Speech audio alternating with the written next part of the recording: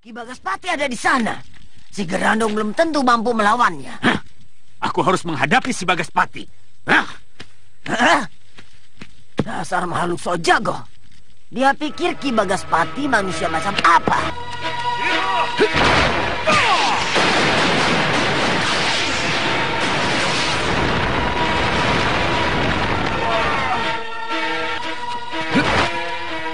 Murid murtad, kau mau lari kemana?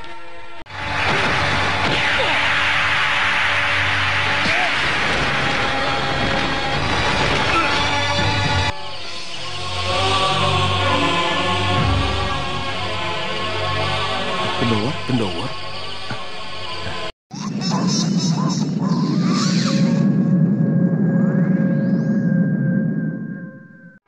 Hah? Martoloyo? Benar, Martoloyo Bupati Tegal. Dialah yang mendalangi topeng hitam dan topeng-topeng lainnya menyerang kantong-kantong kekuatan kompeni menir. Kilander. Martoloyo harus ditangkap. Martoloyo masih kerabat Sultan Menir. Menangkap Martoloyo akan menyinggung perasaan Sultan. Tidak, Sultan tidak akan marah. Malah mungkin mendukungnya. Apalagi kalau Menir mengatakan bahwa Martoloyo mbalelo terhadap Sultan. Di awal episode ini, kita menuju pada perkumpulan golongan hitam yang berada di bawah naungan company. Kapiten William itu pun kemudian segera menemui Sultan dan melaporkan bahwa yang mendalangi orang-orang bertopeng untuk menyerang markas-markas company adalah Temenggung Martoloyo. Oleh karena itu, ia meminta Sultan untuk menangkap Adipati Tegal tersebut. Sultan pun cukup terkejut mendengar laporan Kapten Belanda itu. Ia seakan tidak percaya. Orang Belanda itu pun kemudian kembali menegaskan kalau Sultan harus menangkap Temenggung Martoloyo, karena kalau tidak, keamanan loji-loji Belanda akan semakin terancam. Kalau yang mendalangi semua kerusuhan itu Temenggung Martoloyo, anak buah saya sendiri yang langsung berhadapan dengan topeng hitam, Temenggung Martoloyo bersama patihnya, Tuan Sultan. Ampun Gusti, Kanjeng Temenggung Martoloyo bersama Patih Pusponegoro dan Ki Demang Pranantaka mohon menghadap Gusti. Bawa mereka masuk. Serahkan mereka pada kami, Tuan. Tidak bisa. Bawa mereka masuk. Baik Gusti. Paman, tolong bawa Tuan Kapiten masuk ke dalam. Tampaknya Sultan masih cukup menghormati para petinggi Mataram tersebut, sehingga kini ia menyuruh patihnya untuk membawa orang-orang Belanda itu guna menyingkir masuk ke dalam. Sebab ia ingin mendengar langsung dari pihak Temenggung Martoloyo tentang kebenaran warta dari Kapiten William. Setelah orang-orang Belanda itu pergi, seorang prajurit pun segera mempersilahkan Temenggung Martoloyo, Demang Pusponegoro, dan Demang Pranantaka alias Gendowor, yang memang kini telah diangkat sebagai seorang demang oleh Temenggung Martoloyo. Aku kira Uwak sudah sampai di Tegal. Ada yang hendak hamba sampaikan ke hadapan Gusti Sultan. Ada warta yang sampai kepadaku bahwa Tumenggung membuat kekacauan di mana-mana. Loji-loji company diserbu dan dibakari gudang-gudangnya. Benar atau salah warta itu? Seluruh company yang ada di Telaga Nusantara ini harus diusir, Gusti. Jadi benar, Tumenggung yang menyerang markas company? Ya, benar. Saya yang menyerang markas company, Gusti. Hentikan dan jangan diulangi lagi. Temenggung Martoloyo tampak sangat geram melihat tingkah dan tutur kata raja barunya itu. Ia pun tampak sedang menahan amarah yang luar biasa. Mungkin kalau tidak Sultan yang berbicara seperti itu, orang tersebut telah diajarnya habis-habisan. Namun kini ia masih bisa menahan diri, sebab tidak mungkin ia melawan rajanya. Kapiten Willem meninggalkan keraton, Gusti. Kenapa? Rupanya mereka kecewa Gusti tidak melakukan penangkapan. Keterlaluan. Dasar company. Itu sudah merupakan suatu penghinaan untuk Gusti Sultan. Sudahlah, jangan dimasalahkan. Silakan Uwak Tumenggung kembali ke Tegal dan jaga hubungan baik dengan company. Jangan membuat masalah. Lagi-lagi omongan Sultan Edan itu benar-benar tidak masuk di akal Temenggung Martoloyo, sebab ia lebih memihak company daripada orang-orangnya sendiri. Ketiganya kemudian segera bertolak menuju Kadipaten Tegal dengan mengendarai kudanya masing-masing. Akan tetapi, di tengah perjalanan, mereka dihadang oleh para pendekar bayaran yang kemungkinan besar disewa oleh company untuk menghabisi mereka. Melihat ada yang menghadang, ketiganya pun segera menghentikan kudanya. Mereka pun menatap tajam terhadap para pendekar yang mencegat mereka itu. Lalu mendadak, Kapitan William dan pasukannya pun datang. Mereka telah mengarahkan senapannya menuju ke sasaran dan hanya tinggal menunggu perintah saja. Martoloyo, menyerahlah! Kalian kami tangkap! Tangkap kalau bisa. Tangkap mereka!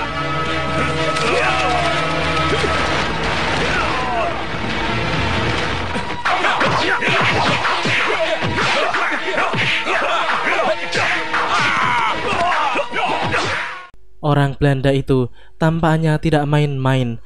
Mereka menyewa para pendekar bayaran untuk menangkap 3 petinggi Mataram. Namun tampaknya Kapiten William salah perhitungan, sebab yang disewanya hanyalah para pendekar murahan, sedangkan yang akan mereka tangkap adalah orang-orang yang berilmu tinggi. Apalagi Gendowor yang ilmunya jauh di atas 2 atasannya tersebut. Dalam waktu yang singkat, ia mampu mengalahkan beberapa orang pendekar bayaran itu dan membuat mereka tidak dapat bangun lagi. Kapiten Belanda itu pun tampak mulai panik melihat orang-orangnya tidak ada yang mampu bertahan di tangan ketiga musuhnya itu. Demung Pusponegoro dan Temenggung Martoloyo pun sama.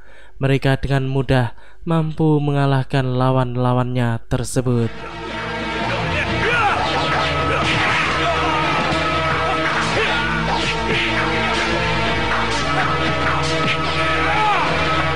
Bunuh!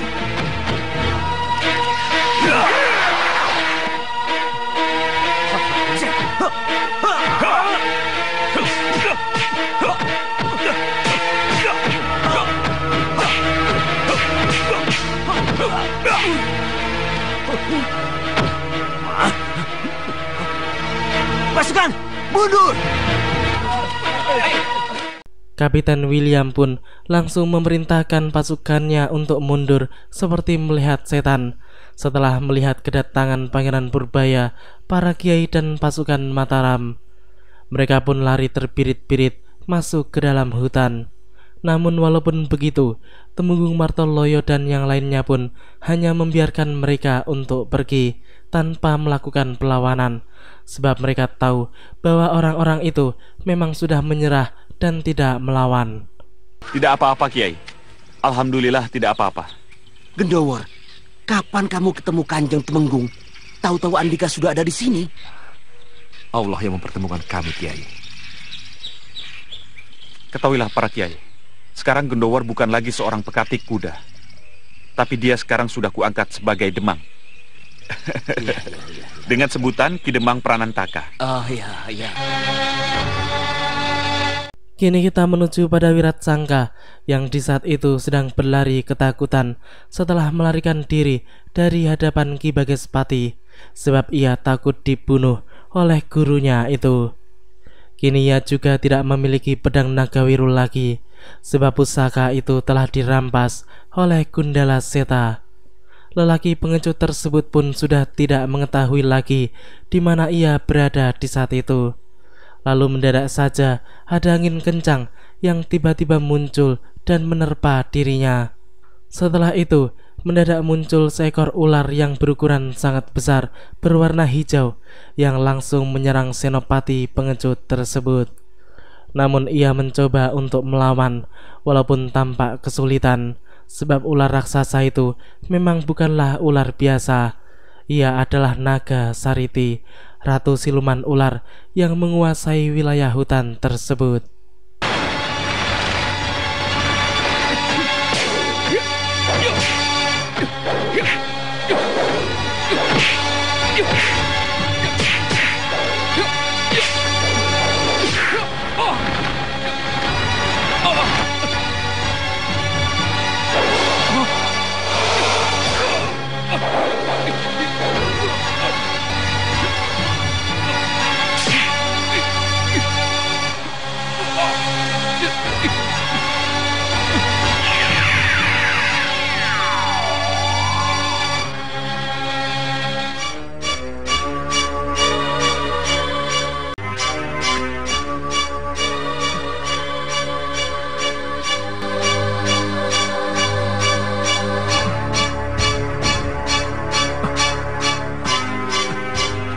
Di mana aku?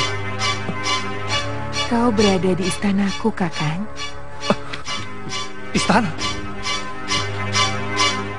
Ya, kini Wiratsangka telah berada di istana Naga Sariti.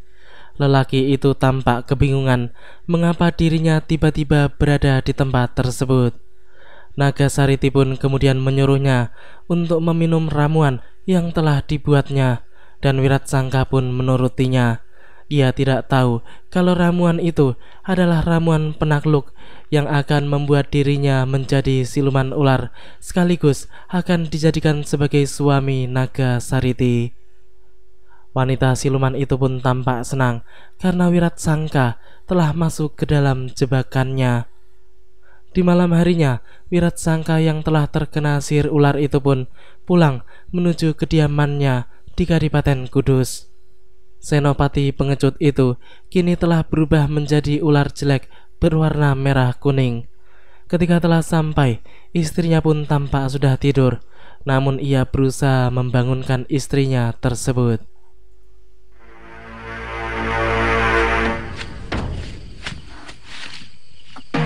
Siapa itu? Aku, Nyi. Cepat buka jendelanya. Kakang?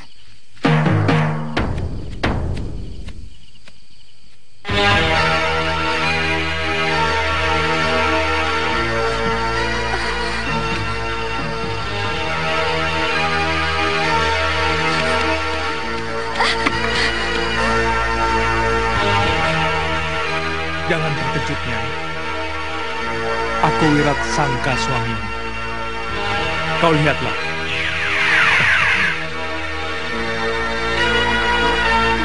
Kakang Wiratsangka? Apa kau betul Kakang Wiratsangka? Diajar. Pandang aku baik-baik. Apakah aku suamimu atau bukan?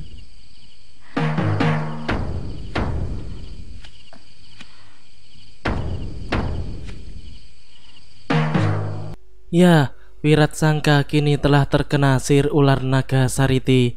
Namun sepertinya ia tidak cukup menyadari hal itu. Di sisi lain, tampak Banowati dan Citrasena yang sedang tidur bersama di sebuah penginapan.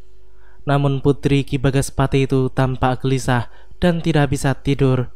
Ia pun membuka jendela dan melihat keluar. Citrasena yang terbangun pun kemudian mempertanyakan mengapa Banowati belum tidur. Wanita itu pun menjawab bahwa ia memang tidak bisa tidur. Citrasena pun paham kalau Banowati pasti kesal terhadap suaminya. Banowati pun mengatakan bahwa ia benci terhadap Wiratsangka, sebab lelaki itulah yang menyebabkan ia dan ayahnya menjadi menderita. Ia pun kemudian menceritakan kepada Citrasena tentang kisah Wiratsangka, seorang pemuda yang pernah diselamatkannya dari kematian. Lalu ayahnya mengajari pemuda itu ilmu silat. Dalam waktu yang cukup singkat, pemuda itu sudah bisa menguasai sebagian ilmu warisan Ki Bagaspati. Namun, setelah menguasai ilmu-ilmu yang cukup tinggi, pemuda itu ingin pergi ke Mataram untuk mengabdikan dirinya kepada Sultan. Akan tetapi, tidak taunya ia malah menjadi senopati di Kadipaten Kudus dan menjadi dalang perseteruan antara Kadipaten Rembang dan Kudus. Dan aku tidak peduli.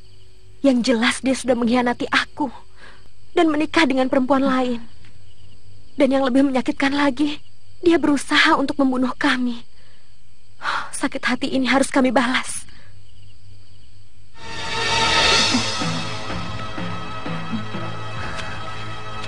Adi.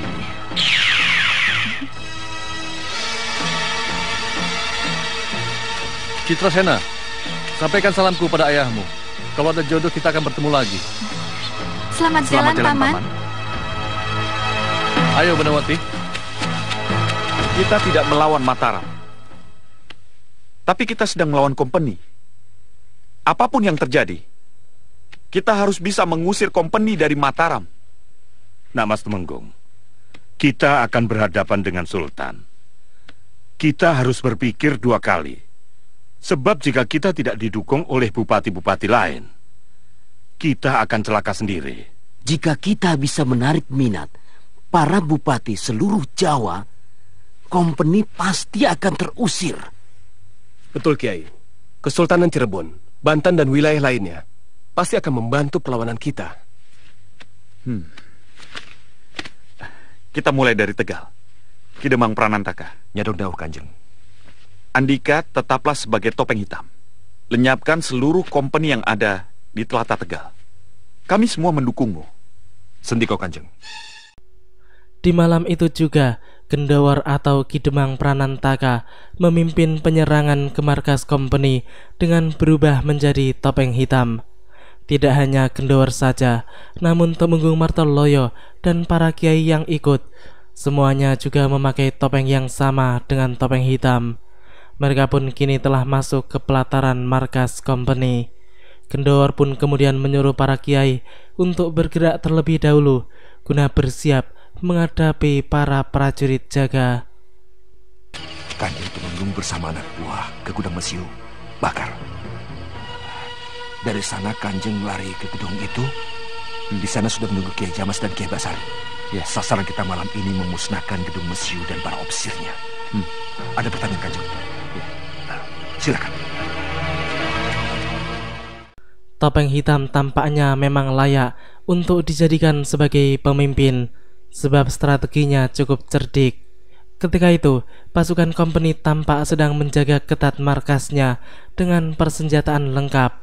Sedangkan di depan pintu bangunan utama tampak para pendekar bayaran yang sedang mabuk-mabukan. Mereka tampaknya belum mengetahui kalau gudang senjata mereka telah dibakar oleh para pendekar bertopeng. Dan di sana, Temenggung Martoloyo, Demung Pusponegoro serta para kiai sedang mengamuk menghancurkan pasukan kompeni. Namun lama-kelamaan, para prajurit jaga dan orang yang sedang mabuk itu mendengar juga adanya suara keributan dari arah gudang senjata. Mereka pun kemudian beramai-ramai bergerak menuju ke tempat pertempuran dan segera ikut bertempur melawan para pendekar bertopeng. Sedangkan Gendawar atau topeng hitam yang asli kini telah berada di dalam istana dan bertarung melawan pimpinan loji kompeni tersebut, yaitu Kapten Martin.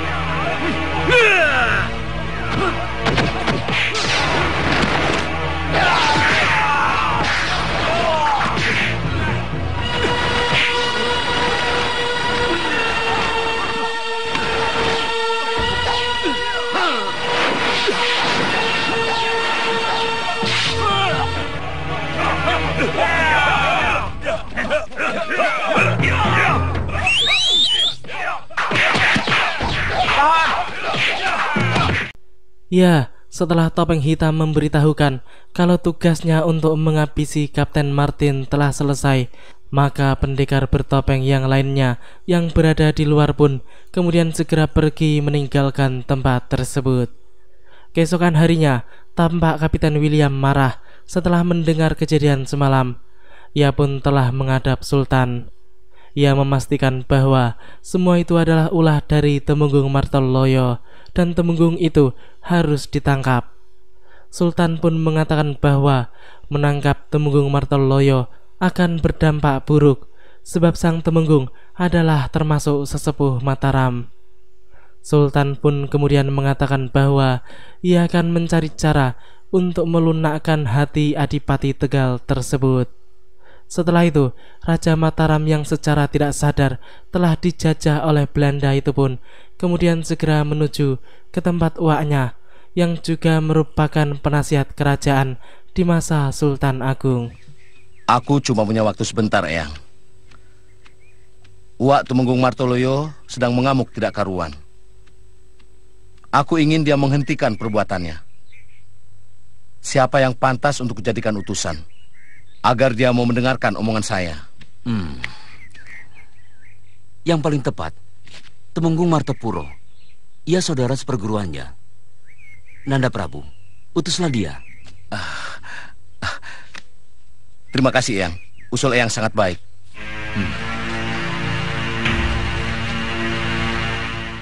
Kini kita menuju pada tempat pertempuran seperti biasanya, di mana kini tengah berhadap-hadapan dua pasukan antar Kadipaten Rembang dan Kudus. Keduanya pun bertempur dengan dipimpin oleh senopatinya masing-masing. Entah kapan berakhirnya perseteruan yang terjadi antar Kadipaten Rembang dan Kudus itu. Semakin hari, kedua kadipaten itu semakin memanas saja.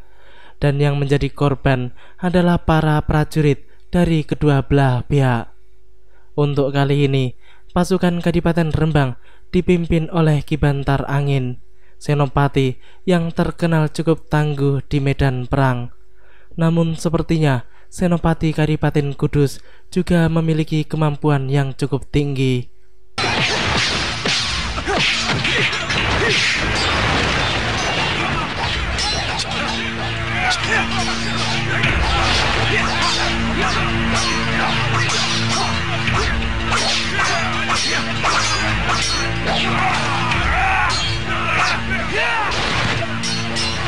Kakak, bagaimana pendapatmu? Pantas atau tidak Banuwati dendam pada suaminya?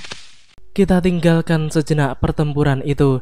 Kini kita menuju pada Tirta dan Citrasena, di mana pada saat itu mereka berdua sedang membicarakan tentang Banuwati dan Wiratsangka.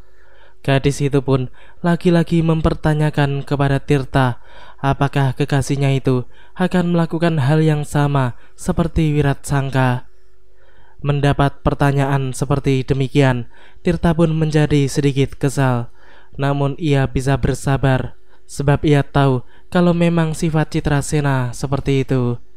Pemuda tersebut pun kemudian kembali harus meyakinkan Citrasena, sehingga membuat gadis itu semakin yakin kepada dirinya. Di tengah pembicaraan mereka, mendadak ada seorang prajurit Rembang yang terluka dan meminta pertolongan kepada mereka. Melihat semua itu, Citrasena dan Tirta pun kemudian segera turun dari kudanya untuk menolong prajurit tersebut. Kini kita kembali kepada pertarungan antar kedua belah pihak yang tampaknya semakin sengit saja. Sudah banyak korban yang berjatuhan, baik itu langsung tewas ataupun hanya pingsan belaka. Kedua pimpinan mereka pun masih mengadu ilmu dan kekuatan. Mereka sama-sama mengeluarkan seluruh kemampuannya untuk menjatuhkan lawannya masing-masing. Serbu!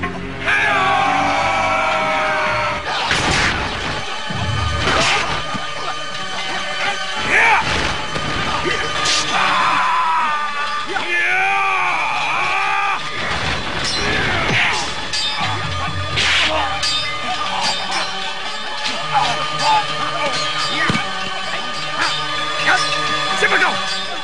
Orang memanggilku, Ki Bantar Angin. Oh, rupanya kau Ki Bantar Angin, senopati Rembang yang tersorry itu. Jalapati, dulu dia itu hampir saja mati di tangan ayahku. Tapi sekarang dia berbuat ulah di sini. Kalau dibiarkan, pasukan Kadipaten Rembang akan binasa. Kakak, kau bereskan para perampok itu. Baik. Jalapati, bagianku. Baik. Aku ingin tahu, apakah kau dapat menahan seranganku? Ya. Ya.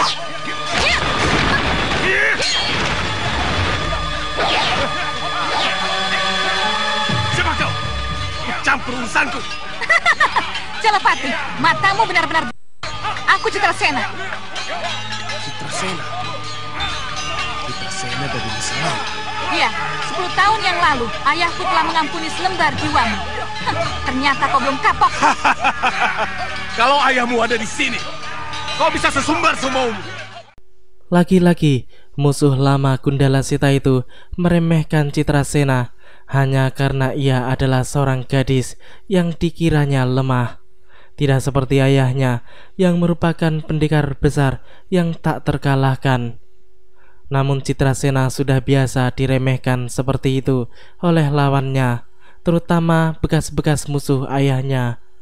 Ia pun kemudian menyuruh Jalakpati untuk melihat anak buahnya yang di saat itu sedang bertempur melawan Tirta, dan semuanya dapat dihabisi oleh pemuda itu. Pendekar bayaran tersebut pun tampak terkejut melihat pasukannya dibuat kocar-kacir oleh pemuda yang tadi datang bersama dengan Citrasena. Ia pun kemudian menjadi murka dan berjanji akan membunuh putri Gundala Seta tersebut. Tirta yang hanya menghadapi kroco-kroco anak buah Jalakpati itu pun dengan mudah mengalahkan mereka sampai tidak tersisa satupun. Sedangkan Citrasena sudah mulai menghadapi Jalakpati.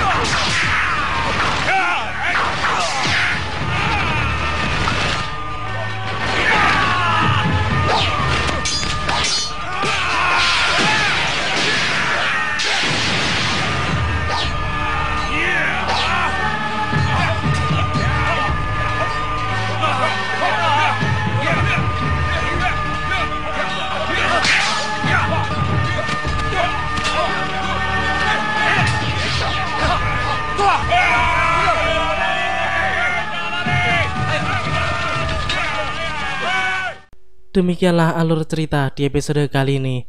Nantikan kelanjutan kisahnya di episode yang akan datang. Terima kasih bagi teman-teman semua yang udah menonton. Jangan lupa like, comment, subscribe, dan share, dan juga nyalain notifnya.